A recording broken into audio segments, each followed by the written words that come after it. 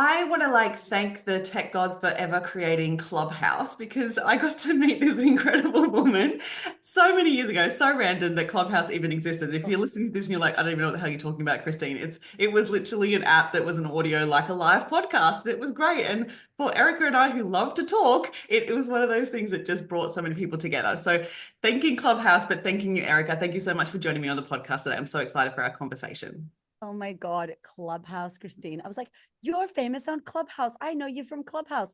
I just remember burning my dinner and getting in trouble from my whole family because I was about to have a moment to speak on the stage. And it was everything. It like ruined my life for 2 weeks. It did, didn't it? Like I was literally like on it all the time. I was obsessed with it. It was crazy. Yeah, so funny. But But we I'm found glad each that it brought other. us together. Yes, it brought us together. So I am so excited for our conversation today because we're going to be talking all about magnetism. And I just absolutely love this conversation. But also, I just want to acknowledge you for your level of magnetism and what you bring to the online space and the way that you support incredible people online as well as within your community. Honestly, it is such a light that shines in our world, and it supports us to also give us permission to do the same. And I just love how magnetic you are when you show up. So I just want to start there by absolutely showing you some gratitude because I know sometimes we don't get to experience that, and we're just going for it, right? We're doing everything we can to scale our businesses, and it takes so much guts and grit, and yet it's one of those things that is that choice constantly to put yourself out there. So I'm sure that that's not an easy thing, especially with the year that you've had. So I appreciate you so much for being that light. Oh, I love you. Thank you so much. Thank you. And back at you, sister. Like we got to hang out. We actually got to meet and hug each other in real life this year, which was amazing. Highlight. And it's just so beautiful. So reflecting and mirroring it back to you. And thank you for showing up as you do and creating this amazing podcast and having me on here to talk about this. It means the universe to me. And you are such a beautiful human being. Oh, it's my pleasure. My pleasure. So I'd love to take it back a bit because your first book, Confidence Feels Like Shit, is one of my favorite books. It was so good. And it talked a little bit more about your story and what confidence really means and how to really develop true confidence. Can you talk Yeah. about the journey from that book to now your new book becoming magnetic? Yes. Oh my gosh. So I can't believe I have two books. It is not a small thing. It takes so much energy and so much mind space, emotionally charging, spiritually. Like I was saying to you before we started recording, I'm wrecked. Like I never say I'm tired, but I'm freaking exhausted. Like this book takes a lot. But the first book was 2020. So to be honest, Christine, what happened was 2017 to 2019 I feel like it was my best time. And I had just started. And for whatever reason, we started strong and we kicked off, and financially it was good. And there was so much momentum and everything was rocking. And we were on an international tour because Erica didn't think about going around Australia. No, Erica's like, I'm going to go from Melbourne to New Zealand to Los Angeles and all around America. And then I'll come back in Australia. And we were on this tour. And in 2019, I did 19 live events. 19 live events and 13, Insane. I know, wild. Like 13 of those were in our program and the rest were like collaborative events with other people. And then here comes COVID, right? And sits my ass down and is like, you're not going anywhere. So I had literally got back from America. I was jazzed up, ready to go. And I was faced with the reality that I was going to have to sit on my ass and do nothing. And I think at that time in my business, when you launch your business and you have that energy, it's a momentum building. And so to then have a brick wall like stop you in the middle of your momentum, I was just like, I felt like Mario with the star. And I'm like, I'm wasting that. Like, I have to go do something. So I bounced around my house and was like, I'm going to write my book. And I think I had it in me for so long that the process of confidence that we had worked out. And my husband was 100% a part of that, co-editor, co-writer. He was amazing. And I was like, well, what else am I going to do? So in those 6 weeks, we wrote the book. And I will say about myself back then, I was very juvenile and immature in the sense that I had beliefs about gatekeeping. I had beliefs about not being able to be myself and not being allowed to write and speak and show up with a hot pink book with cheetah print pages and bad words all over it. And so I got really in my head about, I'm going to do this myself.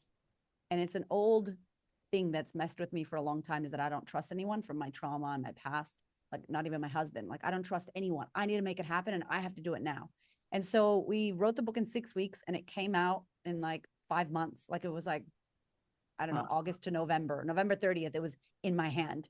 And it was an amazing experience. But looking back at that book now, when you write a book, it's like you frozen in time. So what you believe, who you are, frozen in time. And it's very scary because I look back at it, I'm like, oh, like cringing, like, why did I say that? Like, I don't even have the definition of confidence in the book, which is now what I speak about. So I knew a depth of confidence, but there's so much more now. So it was awesome. It was great, but it was full on because it was COVID. But a lot of authors I speak to were like, that was the worst time for them because they couldn't leave their home and they felt like they had to write. Where for me, I bounced around the world and it felt like now it's time to be quiet and do this. And so, yeah, from confidence feels like shit to becoming magnetic is 4 years of a journey. Luckily, or I don't know if luckily, but because of our audience and what we do and how we show up, we were able to sell like 20,000 copies of Confidence Feels Like Shit, which is incredible. wild as a self-published book. I mean, like we didn't have nobody took our book, like we did it ourselves. And so it was great. And I think, Christine, if I'm honest, it was because I wrote live on Instagram with my audience. I opened chapters, I would cry at 2 a.m. and everyone was watching because they were on their phones in COVID. Now, Mm. I don't know that this book will sell as many as that did because everyone's busy. We do in our life. You know what I mean? So it was very much a frozen in time moment, that book, but I'm really proud of it, but it is not how I think now. There's so much missing and you have to do that. You have to put your content out on imperfect, as you know, and then cringe at yourself later. So A yeah, hundred that was, percent. yeah. 100%. And I think that there's nothing negative about that. So I just want to like highlight that because I think that Yeah. you have to start somewhere. And if you didn't start that process there and didn't get that out of your head and onto paper, then this book wouldn't be as good. I think Totally. this would be my opinion. Yeah. But like you've got to start somewhere. And like I love that you think that I look back and cringe because otherwise if you didn't look back and go, oh, it's exactly the way that I think now, like you'd be Yeah. like, you haven't grown, you No haven't growth. changed. I know. In I'm just exactly like, the same place.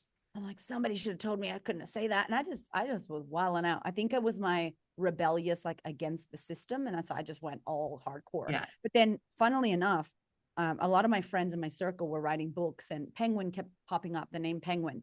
And, how do you submit a book? I also didn't want to submit a book I didn't want to submit and then wait for them to approve me and then wait for them to go, yeah, in 18 months. So when you write a book with a traditional publisher, they're not in a rush. And my publisher this year, Penguin, was in a rush. They were like, we want this out in January. And all my friends were like, you're going to write this book in a year? And I was like, bitch, I'm 6 weeks. I'm like, this is slow. Like, can we speed it up? So, you learn patience as you age, as you know, Christine, when we get a little bit older, we get more patience and we get more wisdom. And so somebody connected me to Penguin and the lady was like, I loved your first book. I love that you do practical coaching. Everything you say is practical. And I'm like, you know about my book? And she was like, yes, it was great. And we got to chatting. And then this book was not called Becoming Magnetic. It was called Show Up, Stand Up, Speak Up. Oh, Your wow. guide to eradicate imposter syndrome and take up space, which is such a great name for a book. But then I was telling her about things and she's like, what did you say? Magnets. What was magnetic? What is that? And so her ears perked up. And obviously, publishers know retail, they know sales, they know marketing, they know what's happening in every country, they know what's happening in Australia, for me, Australia, New Zealand. And she said to me, there's no book on magnetism. There's a book in America that came out in July, one book about magnetism. And I mean like proper, not someone who's self-published on Kindle or whatever. No Yeah. offense if that's you. But KDP, the people listening. One book in the UK that comes out 2 days after my book. And then in Australia, there's no books on it. And so she's like, I think this is going to go off. And so the book became about magnetism. And I had to myself, like, when you create content, you actually learn what you think about things. And you're like, actually, oh shit. And so, yeah, that was born. And in December 2023, I signed the contract when I was in Sydney at the Taronga Zoo. And I was like, holy shit. And so this whole year had been about becoming magnetic and writing this book. And it's been a fucking journey, girlfriend. Yeah. Took my soul. Have you found like through the journey of writing it, like that intention of setting that intention from December, of like, this is what I'm writing about. Have you found that you fully lived it? Oh, you know what, if I can be honest, I never thought that I was a magnetic person because I didn't think about it. And then the more I opened up magnetism, I just thought I'm friendly, I'm bubbly, I'm outgoing, I'm an extrovert, as people call me, because I never knew what that was. I love humans. I love talking to strangers. I love smiling at people. I'm typical fucking American.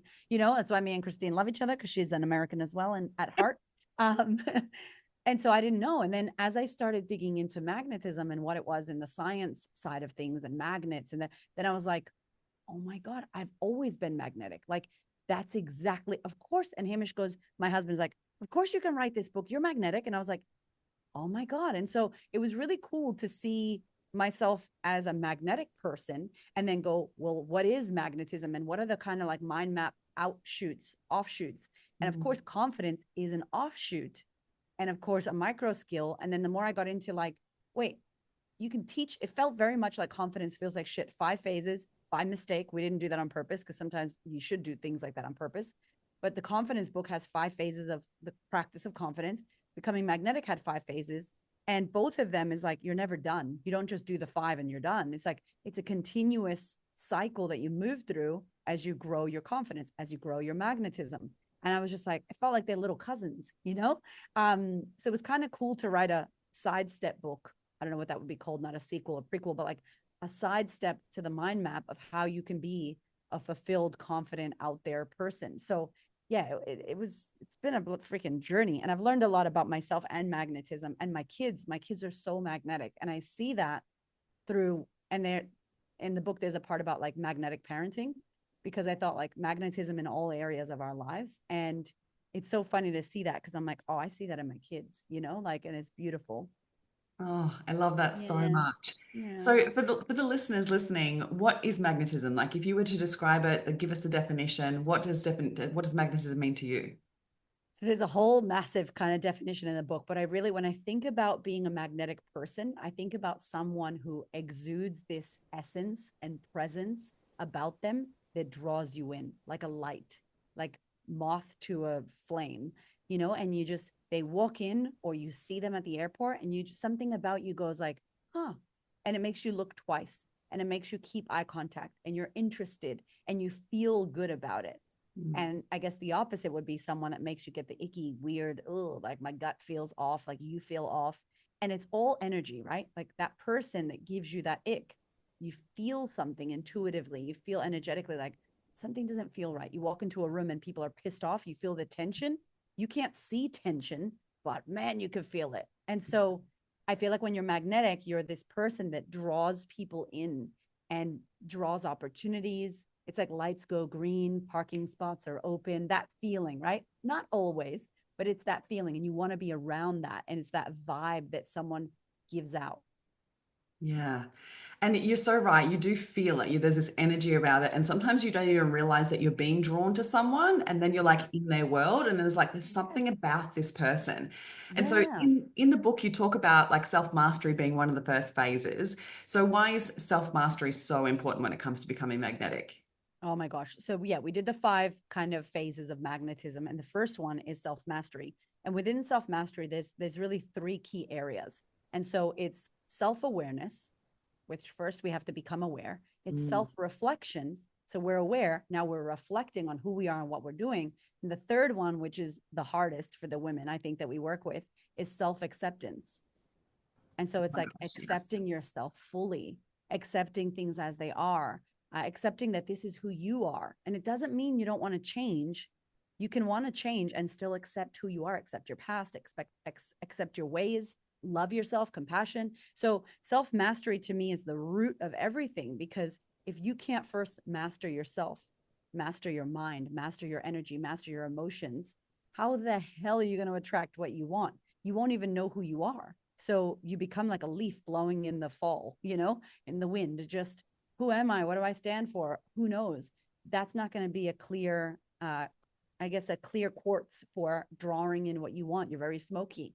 And so I wanted self mastery to be the core of it, because I feel like in the spiritual circles, or when you listen to things spiritually, people are very like love and light and like manifesting and just attract and just mantras and chant mantras and put crystals in your bra. And you're like, what?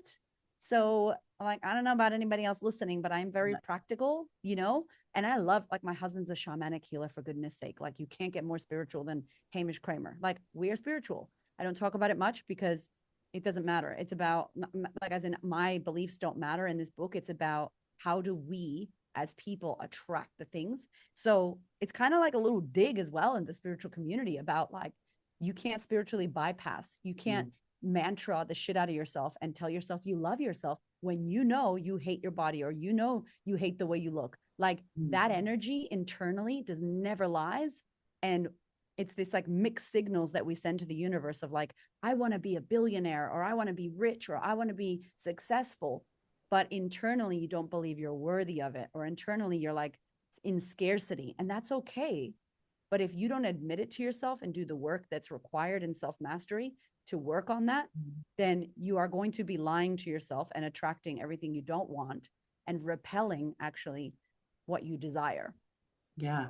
And the key word there that I feel like really resonated with me there is the work. And I literally was having a conversation with clients yesterday about this. And I was like, this is Yeah. why we call it mindset work, because it takes work. It's not something that's so simple that is just like, oh, I can bypass it, or I can just have positive energy. Like it's, Yeah. or like one of those things like having a positive mindset. It's actually bullshit, because you end up just bypassing stuff that's Totally. important for you to explore and unpack, Yeah. because there is such deep stuff around our conditioning and around what we believe about ourselves. And if we're not willing to look at it, and we're not willing to actually address, like, where does that come from, and why do I believe that, and actually do the work to shift it, that's where it starts Mm. to not, what am I trying to say? It's actually what stops you from being able to make those changes, because you Yeah. keep holding on to onto that. And that self-acceptance piece, I feel like, is so, so freaking powerful, because it feeds into so much, right? Like, if you're willing to put yourself out there online and deal with the judgment or the rejection, but you fully accept yourself, you actually don't let it land, right? Like, I Yes. just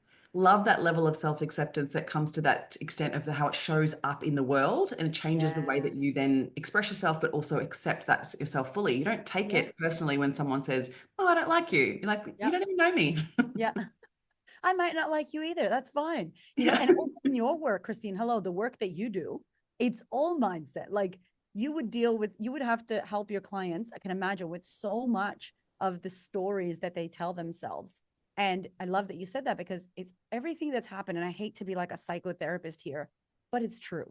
The reason why people say these things and we're tired and we roll our eyes when we hear the word mindset is like, look at Tony Robbins. How many years has this man been saying the same shit to different faces in different countries, in different languages translated? He has not changed his message. His message has been the same, because we have the So same true. problem. You know, Yeah, it's, because we're human. Like, we are, we as all long have as the you have same a problem. human body, it's like, that's the, I'm sure aliens don't deal with it, but we as humans, we do. And so he hasn't changed his tune. And what you just said is so spot on. It's like, people don't think that they're traumatic lives, but it's like, if somebody bullied you as a kid, if you were the middle child and nobody listened to you, if your mom and dad got a divorce, if somebody called you fat, if you were made fun of because of your pimples, if a boy broke up with you, if a girl called you whatever, all of that stuff that feels like that's not a big deal, Erika. It's not sexual abuse. Oh, I didn't have someone die. You don't have to compare your traumatic experiences. It could be as traumatic as you asked your mom for help when you were 4 years old, and she said, 1 second, honey, and she didn't look at you and put her hand up. That alone can mess you up for your whole life, because your needs were not met as a child and you made it mean that something bad about you.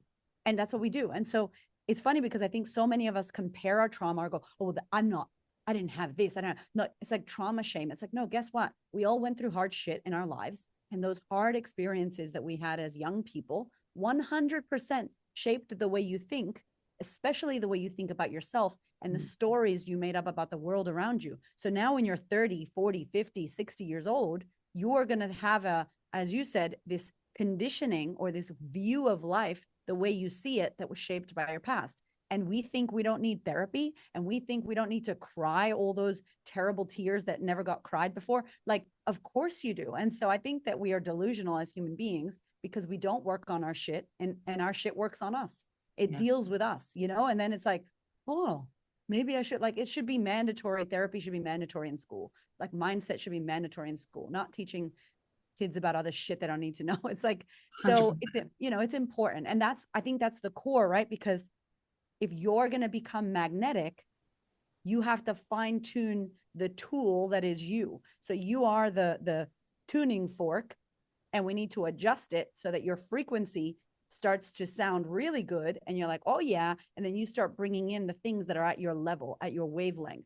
If not, you will repel the good shit and you will attract the things that you don't desire, which is, I imagine, a lot of people that I work with and you work with are attracting what they don't want and actually repelling unconsciously what they do. Yeah, 100% every single day. Yeah, Yeah. 100%. They're like, you want And more money. yeah, and Yeah. that's the thing is like we don't really give ourselves that level of like I think we're so wired to look externally for that Mm. level of approval or acceptance, but we're not taught, and I believe that too, like it needs to be taught in school to have that self-acceptance and self-love. And I think Yeah. we're just there's so much fluff around it in the spiritual space, but really practically it is one of those core things that if you don't have that self-belief, if you don't have that self-acceptance, then it's very fucking hard to sell yourself. It's very Oh yeah. fucking hard to grow a business, to put Hmm. yourself out there, to do anything that you really want to truly do in this world, put yourself on stages, like whatever it is that you're wanting to Yeah. do.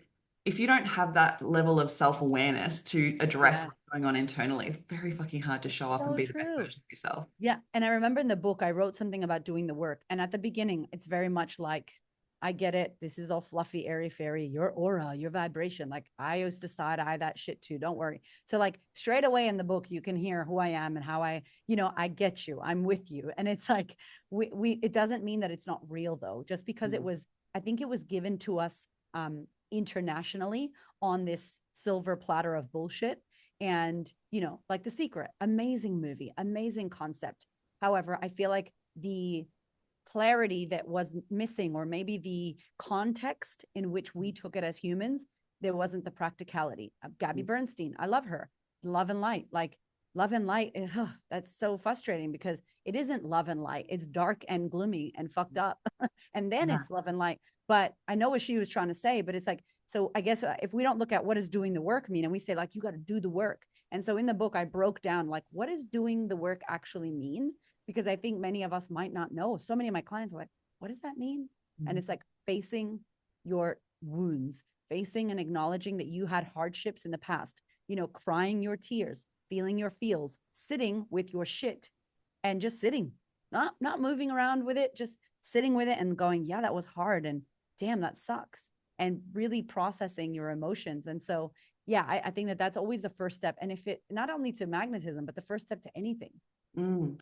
And you're saying this as well from life experience, right? When it comes down to this, like for anyone who never met you before, which must be living under a rock, but like Mm. we want to be conscious of the fact that you've been through hardships. You've gone Yeah. through the worst of the worst when it comes to life experience and trauma, and you've been willing to face off with it. And I just love how you are so forthcoming in like expressing like it's time to deal with your shit. Like, let's not Yeah. actually keep hiding it. Let's not be fearful of it. Let's not put fluff on it. Let's practically go, well, hang on a minute. What is the shit that's holding me back? And how can I address it straight up? Yes, yes, yes, yes. Yeah, it's important. Like I talk about it quite a lot, and I think it's now such a refined message. And I don't talk about my story because I want someone to feel sorry for me, or I really, have you ever stood next to a perfect person that was like immaculate, cuticles, beautiful, nails, hair, nothing out of place, and you're like, I might go stand over there. Like, damn, this person is, and they're just, everything's great. Everything's amazing. There's nothing wrong. Like, I'm perfect. And just like the sun shines out of my ass. And you're like, yeah, so I have nothing to say to you. Like, there's no Not discussion. I don't really. feel, like, first of all, I don't feel safe to be me. I don't feel relevant. I don't feel like you get me. I don't feel like you hear me or you care about me or you see me. And it's wild because in the first 7 seconds, you're getting judged by your physical appearance. The first 11 seconds, people make major decisions about you. Like, do you care about me? Do you love me? Would you care for me? Do I care about you? And they don't even know you. This is happening subconsciously. Mm. So I thought my way into people's hearts and souls is to go, hey, here's all my shit. I'm a hot ass fucking mess. Here's my past. Here's my life. My husband died. I got raped. I got sexually abused. I got all this, molested, blah, blah, blah. Like, here's all my stuff. Foster kid, poor, food stamps, ghetto bitch. Like, love it. This is me. And I was also able to blah, blah, blah. And I think when people, as I say, Christine, like I get metaphorically naked on the internet and I'm like, look at all my messed up shit. Look at all my stretch marks, my scars, my cute, my cellulite. That's me. And they go, oh, I got that too. Okay, me too. And then people start to strip down metaphorically, right? And show me their stuff. But if I'm not willing to show my cards, and self-disclose and go, I see you, I know where you are because I was there. I'm not you, but I've been in that mode. Then I think people build that loyalty, that trust, that understanding. Then they want to listen to you. They don't feel like you're preaching at them. You're one of them, and you found a way out, and you're bringing a ladder, and it's like, come on. And so that in the book, I say that straight away. In the chapter 1, I share my whole, it's a in-depth, kind of like in Confidence Feels Like Shit, but we took a twist so that it was different. But yeah, and I just did the audiobook, and the guy, he's like a 70-year-old Australian guy, lovely man, Ian. And he was just like, oh wow. Like he stopped the recording. He's like, man, and we had a good old chat afterwards. And he's like, I get why you're allowed to talk about this. Now I want to listen. And I'm like, of course you do, because if not, I'm just preaching that you should this, you should that. It's like, who are you to tell me that? Like, how do I want people to feel safe around me. And that's really why I show up the way I do, and share the story, because it's like, if I could do it, you could do it. And if someone else has done it, how the fuck have they done it? How is Tony not a drug addict? How is Viola Davis not homeless on the streets? Like, I would talk about Oprah, but I think she's tripping lately. So we'll just keep it at Viola Davis and Tony Robbins. Choose your people. Yeah, she's tripping. Anyway. Yeah. It takes a lot of courage though to do that. Like I feel like I don't want to skip over that to put yourself out there at that extent and actually show all of your flaws, and to put yourself out there to do that for people is super courageous. Is there something in particular that shifted for you that allowed you to do that? Or was it you were like, oh, I have to do this in order for me to achieve this? Yeah, such a good question. No, there was something in particular. It was Gary Vaynerchuk.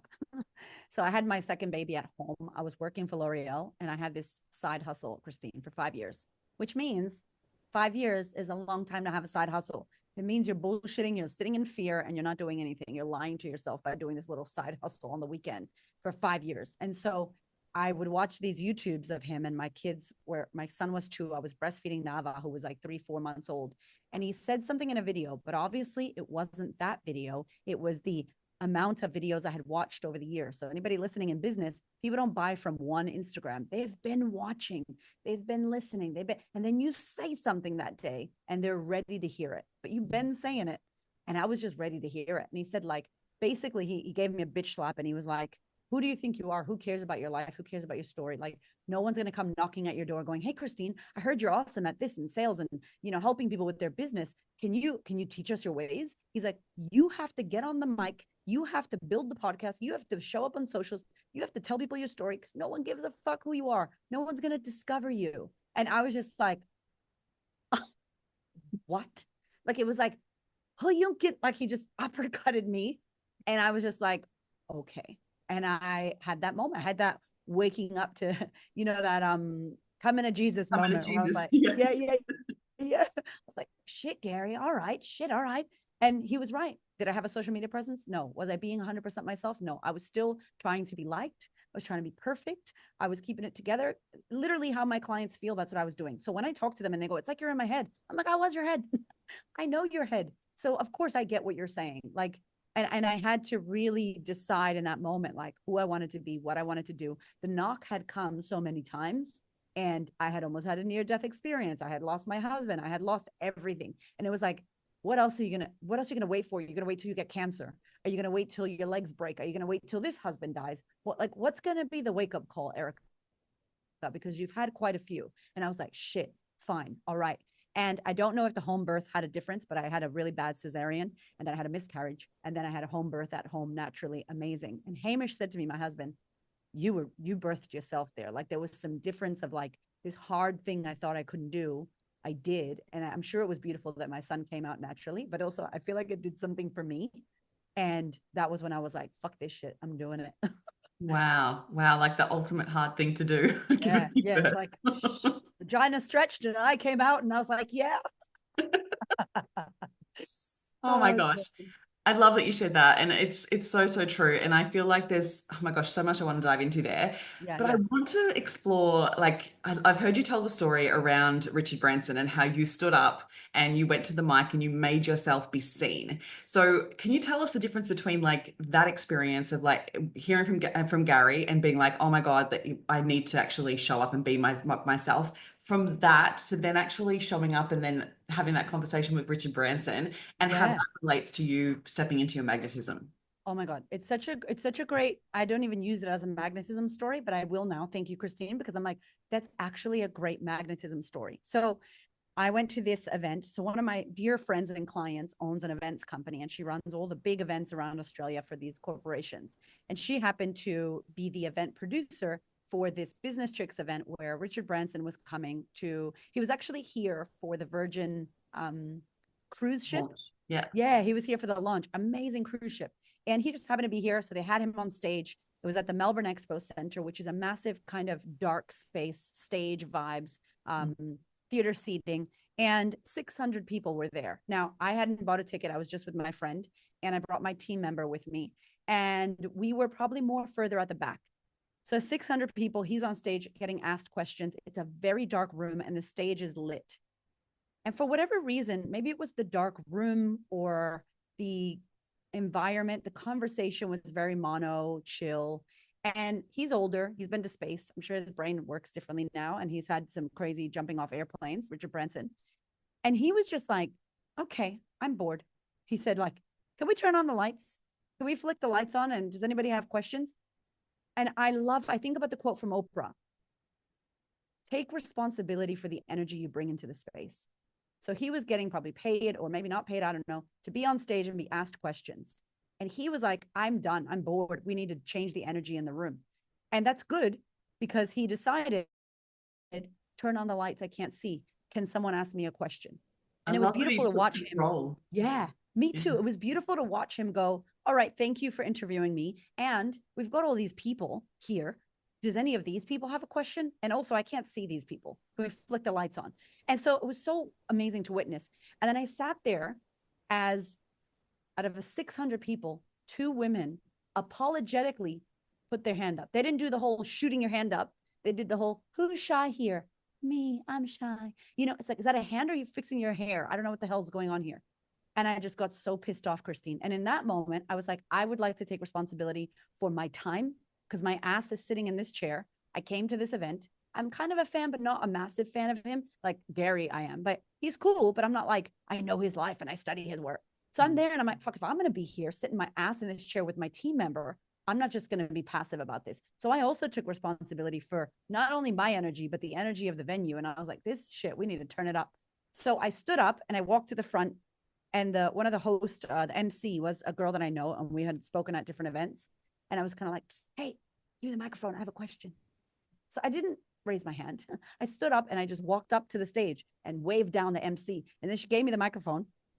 And as the lady walked off the stage, I just started speaking Spanish. It was like, hola, Richard, like really loud. Like I've completely, if there was sound magnetism, like, hola, Richard Branson. And then I changed the language. I never speak in Spanish. I don't know what the fuck happened to me. It was like I got exorcism magnetism. And I was like, hey. And I made this big scene. And then I sat next to him. Everybody was across from him. I'm like, fuck it. I'm going to sit next to this guy.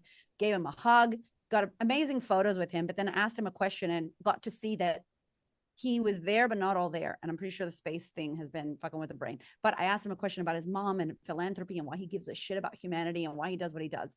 And it was an awesome moment. And then I got down, sat down. I felt good about it because I was like, oh, if we could turn up the music a little bit more and change the song, I like this party now. And it almost could sound fucking egoic. It wasn't about me and what I did, but if I'm going to be there, I am going to make sure that I do everything in my power to have a good time or I fucking go home.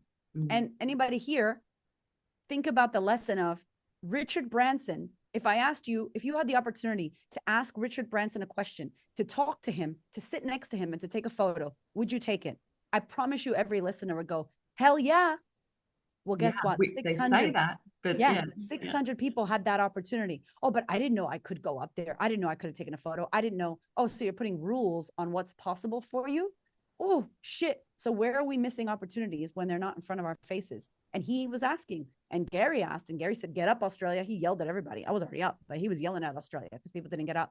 Richard didn't yell. He was very kind, but 2 women out of 600, that is shameful. Like where are we missing out on opportunities? And obviously, Christine, not only did I get amazing photos with Richard that I can totally use, but like 4 or 5 people sent me videos on Instagram from their angles. And then they were like, oh my God, I saw you at Richard Branson. Are you, oh, that's Erika, the Queen of Confidence, whatever. And it was a great brand move for me on multiple planes. And that wasn't even the intention. I just literally was like, fucking come on, we got to do something with this. So these are the opportunities that I really feel like we miss out on. And I want you to ask yourself as you're listening to me and Christine right now, like, where are you missing an opportunity that has become available that you're not seeing, and or you're too scared to put your hand up for? And what could that create for your business in 2025 if you actually opened your eyes to it and put your hand up? Yeah. So many people take themselves out of the race before even challenging themselves to do something different like that. Like they're like, oh no, I couldn't do that because of these many reasons, right? Like, and I think that, if you're listening to that as well, I'm thinking like, oh, well, Mm-hmm. I might have all these opportunities, but I don't have this, and I'm not this, and I'm not this, and I'm not this. Like that's already taking yourself out of the race. And you were like, Totally. no, I'm going to make this a great event. But I think there's also this Mm-hmm. element of like had you had been speaking before and running events before as well. Yeah. So I feel like it's almost like a disrespect to the speaker if you're not actually prepared with a question. Now, anytime that I go to an event now, Totally. I think ahead. Like if I know who the speaker is, I think, okay, what question could I possibly ask? Because yeah, I want to put my hand up. I want to actually be on that mic. But also it's like, how are you respecting that person's time? They're giving their all and you're not Yeah. even prepared with a question. So much, this happens in Australia so much and it's so disrespectful. I feel like it's this Mm-hmm. energy. I don't know what it is. Like we're here to watch, not be participate, like actually not participating in it. And I Yeah. feel like going to so many events in America this year, there's this whole difference in the way that Americans go about this. And I feel Yeah. like when we're in rooms with Americans, like they want to see you win. They want to know what you're Yeah. working on. They are so collaborative. And I feel like Australia just isn't just there just yet. Like it's getting there Yeah. slowly. Yeah. And we're trying to We're make doing it get there. it. We're Yeah, we're bringing doing it. it. Christine's an American. I love that you go to, because you would see that what's missing and why. And actually, it'd be interesting for you to think of, like, what do you think is the difference? And were you like a typical Australian? And did it shift when you went to the States? And if so, like, what was it that shifted it for you? I think what shifted it for me is similar to what you were saying, like putting myself forward and actually just going after the opportunities because of the missed opportunities that I look back on and go, oh my God, what did I Yeah. miss out on? And then challenging myself to be like, hey, how can I count myself in? How can I allow myself to be a part of the room and actually see what I bring to the table? And so Yeah. I feel like it's been a huge identity shift for me this whole year from event one that I went to in January, February, right through to the one that I just came back from. I feel like it's completely different. Like there was two Yeah. different people that showed up at those events. That first one, I was Wow. like, I don't belong here. Who am I to think that I can be here? Everyone's going to think this is so stupid, Australian flying all this way to be at this event. Like I literally had all the imposter syndrome thoughts. And then Yeah. this event, I was like, no, I'm here to be seen. Like it was a Mm, completely different energy. And I feel like wow. I think it's the encouraging environment, but I think it's also the mindset of the people that I was surrounding myself with. Like when you Mm, surround yourself with people that are going after it, that are putting themselves in the arena, that are challenging themselves to do hard things, it changes the yeah. way that you think about how you're behaving. Because I think the difference with Australia is that it is a smaller pond. Like I feel like there's that element of like there is a smaller Yeah. pond and there's less people doing big things. And so Yeah. it's easy for us high achievers to just hide and do the mediocre things, whereas you Hmm. can't in America. Like Yeah. you can't. Yeah. So yeah, I think there's a few things there. Yeah, wow. That's so cool that you did, like, you noticed that about yourself, that you were two different people from the whole year. But like, Yeah. you did it. You went out there. And these are the things, people want to do extraordinary shit, but they're acting ordinary. And it's like, you have to be willing to and if you don't have that right now, cool, get around it. Like, get around it. And you're like, putting my money where my mouth is. I'm paying to play, which all the values you live, I so believe in. And that's another reason why I love you. It's just like, you're doing this. And then you get to know, like, now people go, oh, you're from Australia. Like, that's magnetic. Yeah. Like, you're the lady from Australia. Oh my God, Christine from Australia is here. It's like, that's Yeah. the difference. I love that you've done that. It's freaking amazing. Yeah. And it's led to some Of incredible things. course. And the thing that's the beauty about magnetism, right? Like when you actually put yourself out there and challenge yourself to grow, it shows people that you are there and that you're someone to Yes. be paying attention to. You know what? You just gave me, like, so in the book, there's like 10 myths of magnetism, like basically what magnetism isn't. And then at the end, I share what it is to me.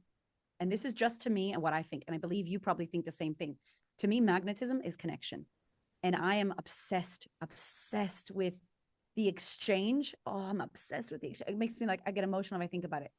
I'm obsessed with the exchange of humans. Like, I'm a human, you're a human, we're on the planet, we walk by each other. I look into your eyes and I smile. Or if I dare say good morning and you go good morning and I go have a great day.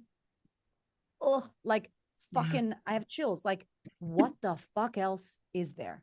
Like, I'm gonna be on this planet and so aren't you. And I happen to walk by you and I smile at you and I exchange beautiful positive energy. Like, I can't, it means the universe to me. Mm. It means the universe to me. And if you don't smile back, I am walking around with that energy bubble, with that aura, with that vibration. My light is bright and shining and sparkly and sprinkly, and it doesn't have to be loud. I'm not loud.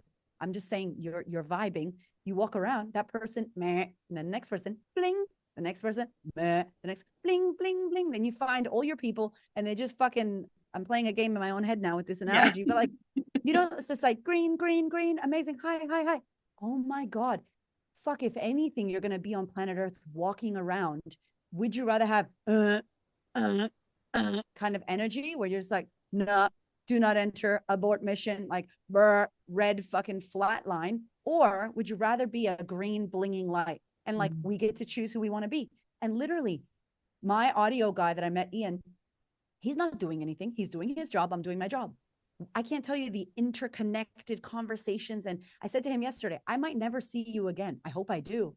But this has been so amazing. And I'm so grateful that I got to meet you and feel you and see you and understand your mind as a 70-year-old man who does audiobooks.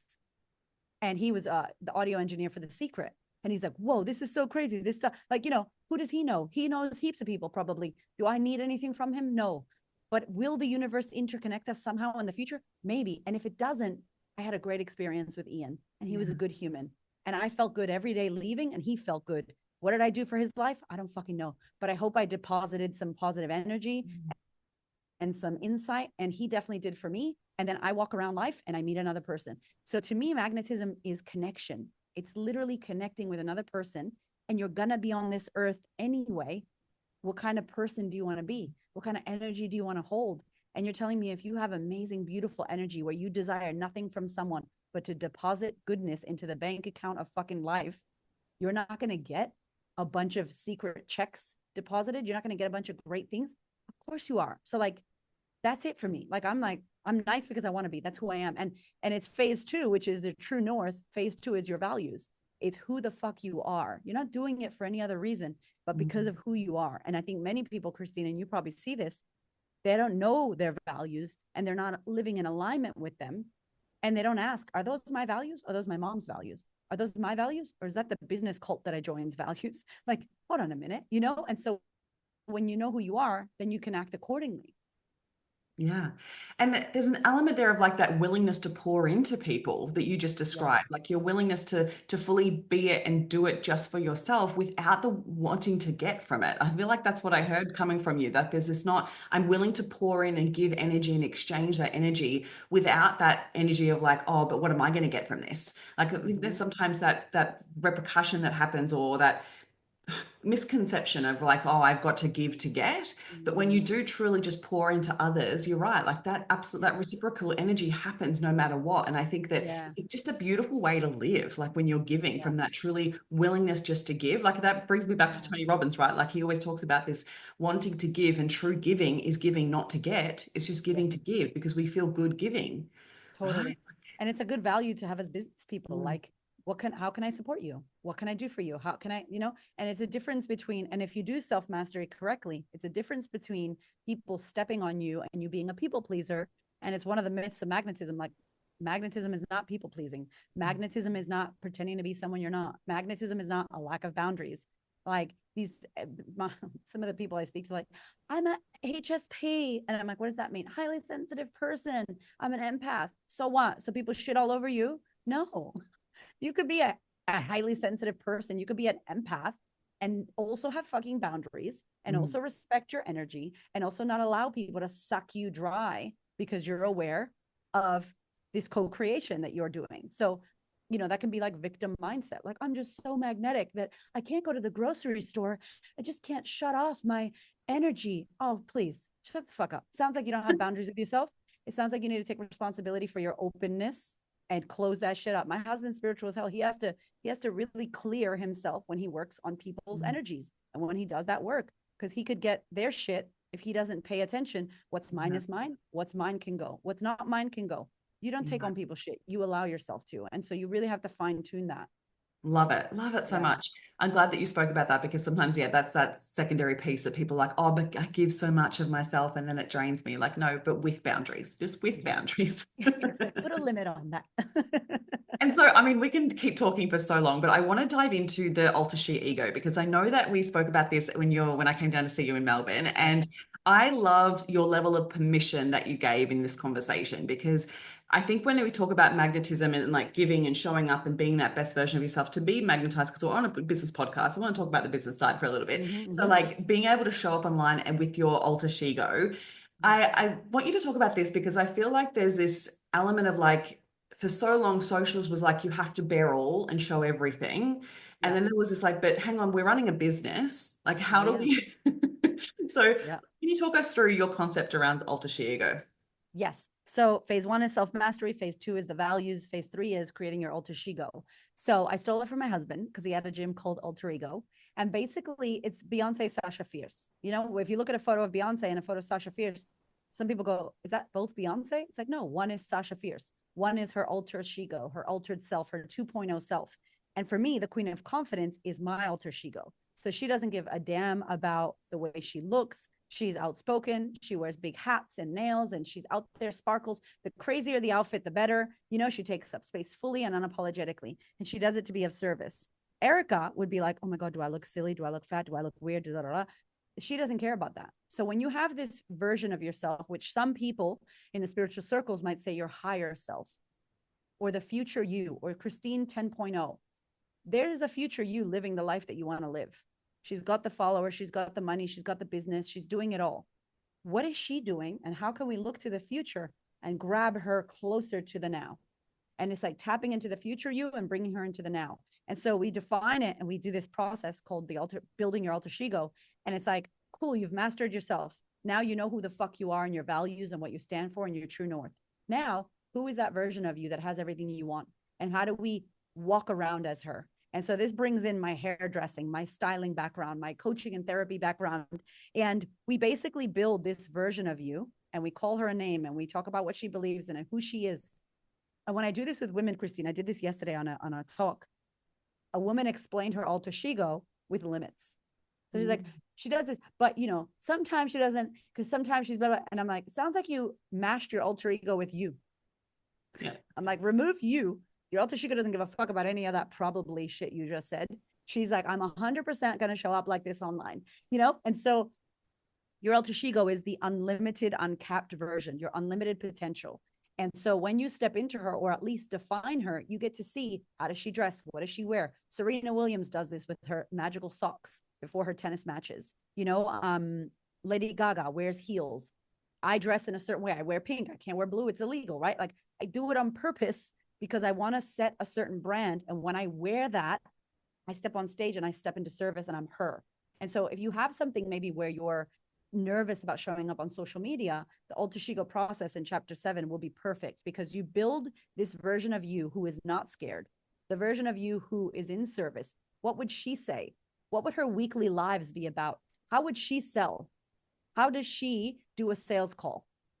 You know, how does she set up her events? How does she welcome people? How does she deal with feedback negatively and criticisms and trolls? What is her view? What are the things she thinks about? Who's in her circle? Like Christine, I hats off to you because you went, I want to change my circle. You went all the way to the United States. I know that shit ain't cheap because USD to AUD is a hot mess right now, right? It's been a hot mess for a while. And you're investing money to be around circles of people that you want to connect with so that you can shift the energy around you. And then people will go, oh my God, how'd you do that? And you'll be like, I paid to play and I wanted to be around the people. And then naturally the people that vibe with you, you'll build what's called a friendship, you know, and then everyone wants to help you. But it's like, you decided who you wanted to be. And as you went in at the beginning of the year, a bit of Christine was there. And now you've fully integrated into this alter ego self who is like, I'm getting on airplanes. Me and Erika are going to America next year. I'm inviting influencers that I love onto my podcast. They're saying yes because I'm showing up as the alter ego. not the Mm. nervous Christine who's not sure. Because when you show up as the not sure, unclear, lacking confidence version of you, the world responds to her. But when you show up as your alter ego, your 2.0 self, as her, the future you, when you walk around as future you, people respond to future you. You get results as future you. You bring what you wanted in the future into the now, and it happens now because you're being her now. And it's such a powerful distinction. Anyone can do. Anyone can do. It is freaking powerful to do. And it's something that I've, done for so long now, where it's that definition of the future vision, future version of yourself, and Yes. revisit her on a regular basis. And this year, Yes. like you just described, like there was this moments where I was like, who are you going to be in this moment? And what are you choosing to be? And how are you choosing to show up? Like even before I went, I had a stylist session, went shopping with a Yeah. stylist to get clothes specific for these events because I was like, I want to show up as the best version of myself. And so I love that all come back around because it's literally like stepping into that future vision of yourself because Yes. otherwise we can just get so caught up in just the circles that we're in and we just keep regurgitating the same behaviors, Yes. same mindsets, the same energy, and it just is exhausting. And so Yeah. sometimes you've got to make that decision to be like, no, I want more for my life and I'm going to put Yeah. myself in rooms where I'm going to make that happen. Yeah. And really, if we don't take time to define the future, and some people, like, I'm just going to have some empathy here. Some of you listening to this might be like, I don't know who that future me is. Man, I Mm. have no idea. And it's like, take the time, a perfect time to do that now. Like, it's a new year. Take the time to think about who is that future version of me and what do I want that I don't currently have? And what would make me happy? How much money, relationships, love, my body, my health, whatever areas of your life you want to look at and go, if it was all good and I had everything I desired, how would my life look? What would be my perfect life? And then reverse engineer. Cool. So what am I doing today? I remember, Christine, when I brought this up, when Hamish showed me this, I said to him, I want to be Tony Robbins. I want to speak on stage. I want to write books. I want events with thousands of people. So he was like, babe, we can't do one-on-one coaching anymore. And I was like, yeah, but that's like in the future. He's like, yeah, but if we continue to do this for another 1 year, 2 years, 3 years, 4 years, 5 years, you're never going to get to that future because Mm. he's very good at that mapping and framework. And I was like, oh my God, you're right. So that following year, Christine, we decided that we were going to launch our online program, one to many, and then kill one-to-one. This was back in 2018 and have no more one-on-ones. So it was just this year that I started doing one-on-ones, obviously high level, amazing women. And even with them, I'm like, I love you. I'm not going to be able to do this again. My Queen's Table, I'm like, hi, we're going to probably do a year or two. Then good luck trying to find me. I'm not going to be here. I would not be on Zoom with anybody. Like, like I'm going to be doing that. But I know that for my future. So then I act now. So what we did, we Mm. changed that program. So we closed one-to-one. We got one to many. That program did 500K in a year. That was our fucking second year of business.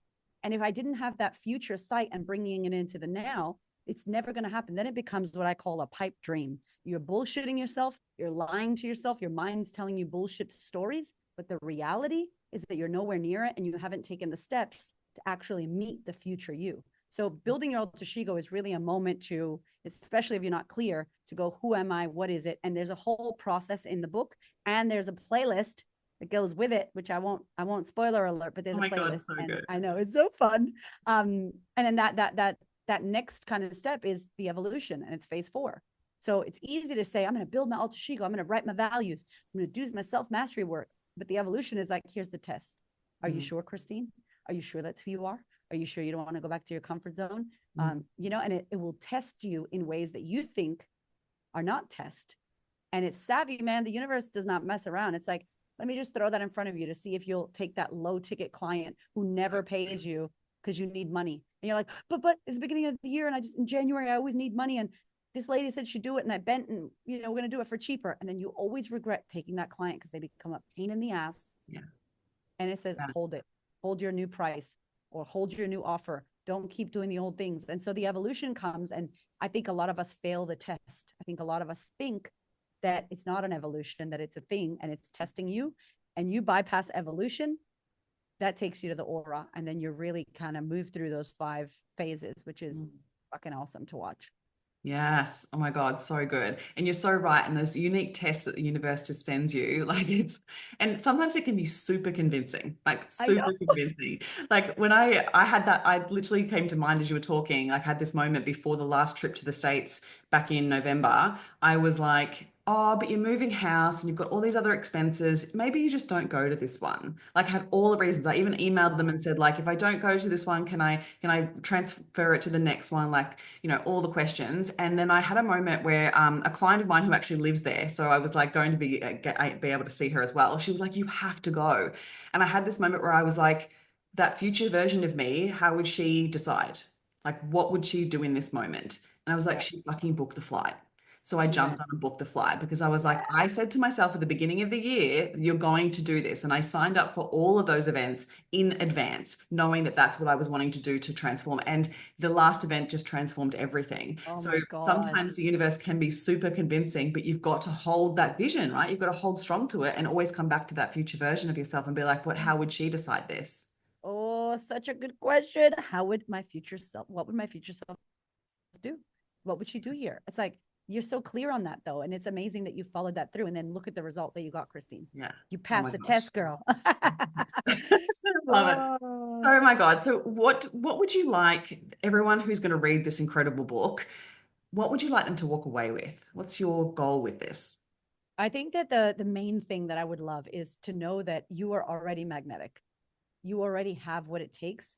It may be buried under a bunch of shit that you just swept under the rug and pushed down. And maybe if you're feeling the suppression or depression or the sadness or the I don't know who I am, or I'm feeling dark and my light's not there, there's just layers of stuff. And so my hope is that you can understand that you are already magnetic and it's just removing the things that are stopping you from being who you truly are. It's not about adding, it's not about becoming someone new. It's really about letting go of those blocks and those layers that you've allowed to put on yourself, and some are subconscious, so that you can be consciously magnetic, so that you can intentionally decide, I'm going to get a parking spot, I'm going to marry that person, I'm going to make this much money this year, I'm going to do this thing. And when you say that and when you create that for yourself, you act as though it's done, and you be her, you become her. And by becoming her, you get her results and you get her life. And then you realize, oh my God, it's only been a year. And who I was at the beginning of the year versus who I am right now is completely different. And I didn't have to do extra. I had to remove what was no longer serving me. And so I hope that people find the book to be super practical. We found a tricky thing doing the audio in chapters 10 and 11, which are basically, after I take you through the 5 phases, I talk about magnetism in all areas of your life. And so we break down energy, like having more energy.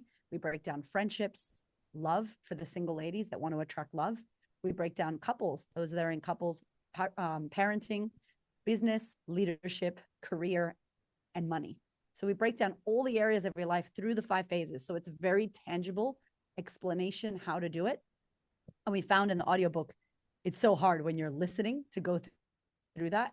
So I had to add a few extra little ad libs, but I hope that when you download the book, if you get the audio, you get a little PDF, or if you buy the physical copy of the book, that you can see how to do this step by step, that it's tangible for you, that it's actionable. We put heaps of magnetism and confidence and self-love and all that shit that you think people have, charisma. It's just a bunch of micro skills. They are skills that you can learn.